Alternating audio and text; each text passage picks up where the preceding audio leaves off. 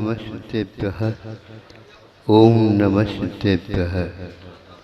अहिंसा परमो धर्म की आचार्य गुरुवर श्री कुंद कुंद भगवान की, आचार्य गुरुवर श्री ज्ञान सागर मुनि महाराज की,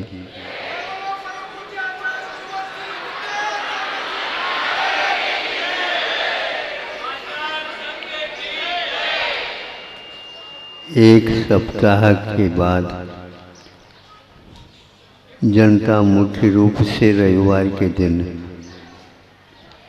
सुनने के लिए आती है,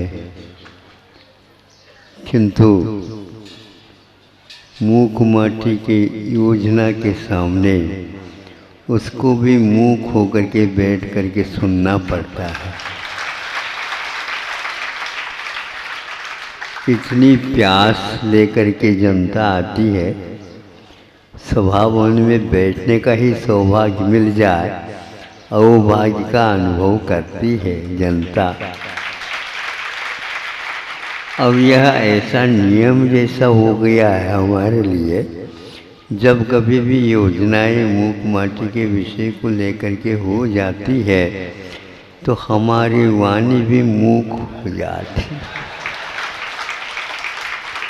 हमने आज समझाया मूक माटी भी यदि नहीं बोलेगी तो हम तो कुछ बोल ले, तो मूक माटी कहती है आप बहुत कुछ बोल चुके हो। मूक माटी कहती है मेरी भाषा भी ये समझने का प्रयास कर ले। क्या कहें, इसमें कोई संदेह नहीं। हम वस्तुतः इस मोह जाल में संसार जो जकड़ा है, इसके लिए किसी भी प्रकार से वह जकड़न, वह बंधन जाल इसका छूट जाए, इसके लिए ये प्रयास किया जाता है। स्व के साथ पर को भी यदि कुछ संकेत मिल जाता है बहुत अच्छा होगा। लेकिन आप समझ लीजिए कि आप शब्दों के द्वारा ही समझना चाहते हैं, किंतु शब्द तो बहुत ही पंगु है, चल नहीं सकते। भाव अनंत होते हैं, उसके द्वारा भावों को बांधना बहुत कठिन होता है। इस संसार के अनुभव से कोई भी वंचित नहीं है, और एक प्रकार से इससे कैसे बाहर निकले इसको जानते हुए भी कभी कभी बाध्य होना पड़ता है। इन सब कमजोरियों के साथ जनता पुरुषार्थ अवश्य करती रहती है, और आज ही नहीं, ये 2, 2.5, 3 महीने से देख रहा हूँ।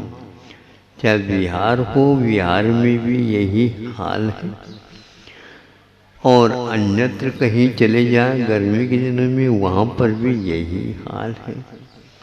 हाल तो खचाखच भरा हुआ रहता है। पंखा की हवा भी कहती है हम भी बहुत दूर से यात्रा करते आ रहे हैं, हम भी थोड़े से सुन ले यहीं पर ठहर करके। प्राण वायु भी स्थगित हो जाती है, सब लोग सुनना चाहते हैं और हमें कह देते हैं कि आप सुना दो। अब हम ये सोचते हैं कि हमारे लिए श्रोता बनने का कब सौभाग्य प्राप्त हो। क्या आप लोगों के भावों को मैं पढ़ नहीं रहा हूँ? मैं भी पढ़ रहा हूँ, और मैं ये समझता हूँ आप लोगों के इस दिशा में जो भाव है, उमंग है, उत्साह है, कई गुने आपसे हम ये बात सोच करके अभिव्यक्त नहीं कर पाता हूँ कि आप लोग बहुत अच्छे सोच रहे हो। मैं सोचने को बहुत महत्व देता हूँ। सुनना तो बहुत कम होता है, सोचना बहुत हो सकता है, और सोचने के बाद जो कुछ निष्कर्ष निकलता है उसको हम बांध नहीं सकते। कवियों ने काव्यों के माध्यम से कहने का प्रयास किया। अभी आए थे, संभव है कि महाराज जी को अवसर मिलेगा नहीं, हम पहले मिल जाएं, तो वो आ ही गए थे। छोड़ते नहीं हैं, किसी न किसी प्रकार से दरवाजा निकल करके हमने कहा कि भैया अब मैं सोच रहा हूँ, सुबह से सोच रहा था, हमें मालूम नहीं था कि आज योजना है। ये तो चलता रहता है, लेकिन वह 12 बजे के निकट आते आते आप लोगों का एक प्रकार से योग स्थगित जैसा हो रहा था। फिर भी देख लेते, हम मना नहीं कर सकते, क्योंकि यदि मान लो घटित होने वाला है तो हो जाए। अंत तो गत्वा आप लोगों का पुण्य तो काफी था।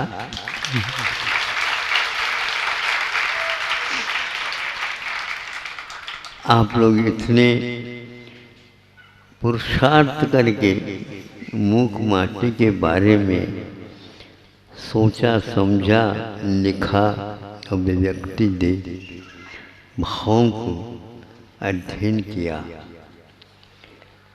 आप लोगों के लिए बार बार तो मैं कह चुका हूँ, और कहने वाली मूक माटी आपके सामने है। अब भारत को एक प्रकार से समझाने की बात नहीं, कुछ प्रयोग करने की आवश्यकता है। हर दिशा में हमें प्रयोग करना है, क्योंकि सुनने के लिए वचन चाहिए। उन वचनों को सुनने के लिए भी, चिंतन के लिए आपको समय चाहिए। आज आपाधापी के इस युग में किसी को भी समय नहीं। मंदी ने तो सबको घेर रखा है। यहाँ पर विशुद्धि के अभाव में मंदी चल रही है, वहाँ पर अशुद्धि के उद्रेक के कारण शुद्धि भाग गई है। सब लोग चाह रहे हैं कि ये मंदी हट जाए। आप लोगों को अब सोना नहीं और सुनना भी नहीं। इस रवि को देख लो, वह न सुना रहा है न किसी की बात को सुन रहा है। 12 घंटे वह पूर्ण करता है और आपको उजाला दे देता है, और आप जंजाल में फंसे हुए हो। उस आलोक का उपयोग कितने आप कर सकते? समझदार उपयोग करने में लगाता है, और आप समझदार होंगे तो यही कहना चाहूँगा कि आप लोग युग की इस आवाज़ को सुनेंगे। अब सुनना बहुत हो गया, अब तो प्रयोग करेंगे। एक बात सोचा था अभी चर्चा के विषय में, कि कश्मीर को लेकर के जो आज चर्चा का विषय बना है और उसका निमित्त बना है आतंकवाद। आतंक के कारण क्या है हम नहीं समझ पा रहे, गरीबी का कारण क्या है हम नहीं समझ पा रहे। एक उदाहरण मुझे मिला, और वहाँ उसी में मैं पुनः लगा हुआ हूँ। वो कहाँ है, किसके मुख से कहा गया है, इसको कहा इन लोगों को कि भैया उसको पहले ले आओ। उसके लिए बहुत लोग प्रभावित हो रहे हैं। वो यह था कि हमने कहा कि सुनने में यह आया है कि एक प्रकार से समस्या करोड़ों छात्राओं की बात है। उनके सामने जो समस्या है, वो समस्या अभिभावक समझते हुए भी वे अभी सोच नहीं पा रहे हैं। 70 साल में सोचने को उनको मिला नहीं। किंतु करोड़ों विद्यार्थियों के छात्र छात्राओं के समस्या को समझने का प्रयास शिक्षकों ने किया बताते हैं। और ये बच्चों को हमने इतने प्रशिक्षित करने के उपरांत भी इनके अंक बढ़ क्यों नहीं रहे हैं? तो इसके उपरांत उनके मन में आया, इनको कहा जाए तुम जिस भाषा में लिखना चाहते हो उस भाषा में लिखना प्रारंभ करो। फिर क्या कहना था, बच्चों ने जहाँ 13 नंबर लिया था बिना कुछ पढ़ाई इत्यादि प्रबंध किए, उन्होंने उनको लिख डाला। लिखने के बाद 13 अंक के स्थान पर 60 अंक आ गए। अभिभावक यहाँ पर बैठे हैं, उनको अब सोचना नहीं है, मंजिल तो आ गई है, आने दीजिए, लेकिन इन बच्चों के भीतर गतिविधि बढ़ जाए इस प्रकार का वातावरण तैयार कर लीजिए। उनके पास आप लोगों से भी कई नई प्रतिभा संपन्न है। वो जो 13 अंक ले रहा था उसके पास 60 अंक लेने की क्षमता थी, उसको अवरुद्ध करने वाले आप ही लोग।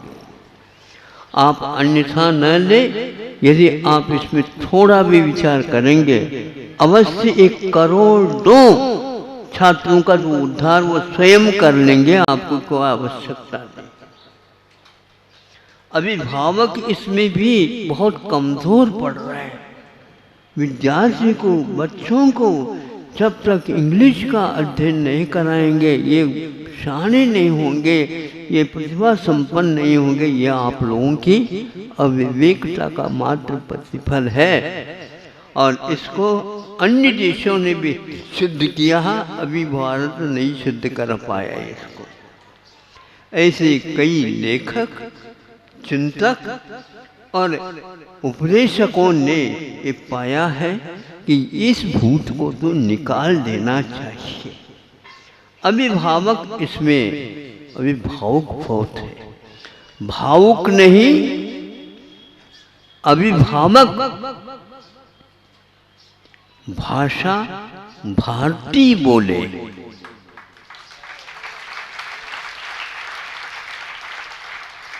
इसको ही मैं प्रयोग समझता हूं। आप लोगों की ये धारणा है, प्रतिभाशाली उसके लिए साक्षी है। उन्होंने 5-6 साल तक इसी भाषा के, इंग्लिश भाषा के माध्यम से ही सारे विषय चलाए। मैं सोचता रहा, ये भी मना करूं मैं, इनको ठीक नहीं लगेगा, और जिस समय पर मैं करूंगा ये ना नहीं कर पाएंगे। और मैं अपनी उस भूमिका में बना रहा। साहस बहुत बड़ा आवश्यक होता है। धीरज रखिए, तो ये बिल्कुल मैं मानता हूँ। मैं ये अधीरा हो जाऊंगा, ये तो धीरज और खो देंगे। फिर जब बात पलट गई तो फिर हमने कहा, अब मैं ये समझता हूँ कि आप लोगों को काफ़ी इस दिशा में अनुभव हो गया है, इसलिए इंग्लिश माध्यम नहीं, किंतु इंग्लिश बहुत अच्छे ढंग से आप लोगों को पढ़ाना है। हिंदी में भी बोले, संस्कृत में भी बोले और इंग्लिश में भी बोले। ऐसा नहीं समझ में आए कि ये इंग्लिश बोलने वाली छात्रा हिंदी भी बोल सकती है, ये हिंदी बोलने वाली छात्रा इंग्लिश भी बोल सकती है। इन दोनों को बोलने वाली छात्रा संस्कृत में प्रवचन भी कर सकती है।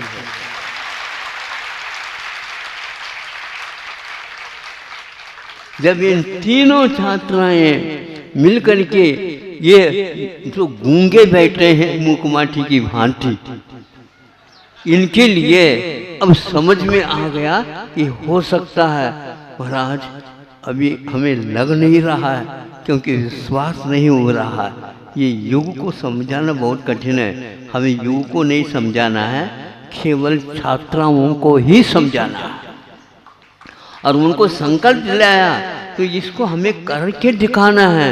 और कदम उठ गए ऐसे है तो 13 नंबर वाले भी 60 क्या कि सारे के सारे प्रथम श्रेणी में ही इसमें आ जाते हैं।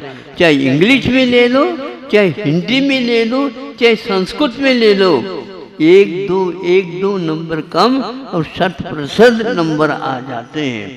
और उसका परिणाम एक था कि महाराज कोई भी छात्राओं को नहीं दे तो क्या होगा, कैसे नहीं दे, यह परिणाम अवश्य दिलाएगा।